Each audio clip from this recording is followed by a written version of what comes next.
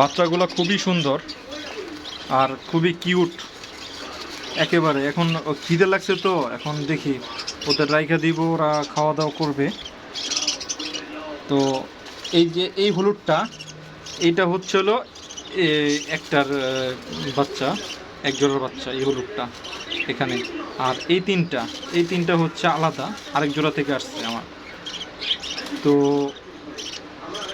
খুবই কিউট বাচ্চা হয়েছে হলুদতে, যে একটা হয়েছে ও খুব দেখতে খুবই কিউট হয়েছে। ওর হচ্ছে আপনারা দেখেন চোখটা হলো হলুদ কালার, লাল কালার আসছে চোখটা, ওর বাবা মায়ের মতোই। আর এগুলো একটু বেশি ছোট, যার কারণে ওদের এখনো মানে বোঝা যাচ্ছে না ওরা কীরকম আসবে, কী কালার আসবে ওদের চোখ, হয়তো আর কিছুদিন পরে বুঝতে পারবো।